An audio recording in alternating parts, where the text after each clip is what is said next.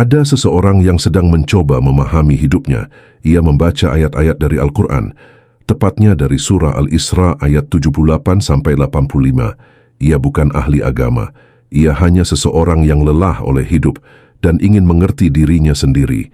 Ia membaca tentang perintah salat dari siang sampai malam dan tentang subuh yang disaksikan malaikat. Ia membayangkan, mungkin Allah ingin manusia tidak tenggelam sepenuhnya dalam dunia. Ada waktu-waktu tertentu di mana manusia diajak berhenti, berdiri dan kembali mengingat siapa yang menciptakannya. Lalu ada anjuran bangun di sebagian malam, saat suasana sunyi, saat tidak ada yang melihat. Di situ ia merasa, mungkin spiritualitas bukan tentang dilihat orang, tapi tentang pertemuan yang jujur antara dirinya dan Allah, tentang doa yang tidak perlu suara keras, tapi hati yang terbuka.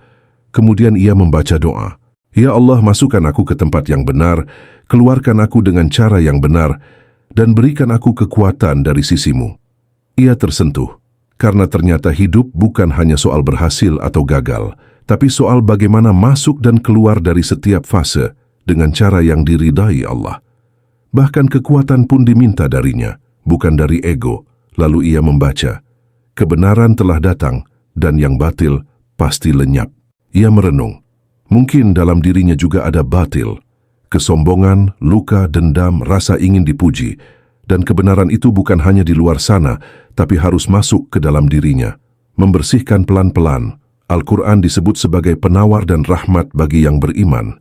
Ia mulai sadar, mungkin yang sakit bukan hidupnya tapi hatinya, dan penawar itu bukan selalu mengubah keadaan, tapi menguatkan jiwa. Ayat itu juga menggambarkan manusia. Saat diberi nikmat, mudah lupa. Saat ditimpa musibah, mudah putus asa, ia merasa itu dirinya. Kadang terlalu percaya diri saat senang, kadang terlalu rapuh saat susah. Tapi ayat itu tidak mencela, hanya menunjukkan kenyataan agar ia belajar seimbang. Dan ketika ditanya tentang ruh, jawabannya sederhana. Ruh itu urusan Allah, ilmu manusia hanya sedikit. Di situ ia merasa kecil tapi justru tenang. Tidak semua harus ia pahami, tidak semua harus ia kuasai. Ada wilayah yang memang milik Allah. Pada akhirnya, ia menyadari sesuatu yang lebih spiritual untuk dirinya sendiri.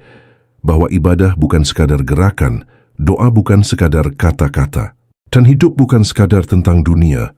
Semua ini adalah perjalanan kembali mengenal Allah, kembali mengenal diri, dan pelan-pelan membersihkan hati, bukan untuk terlihat suci, tapi untuk menjadi lebih jujur di hadapan Allah.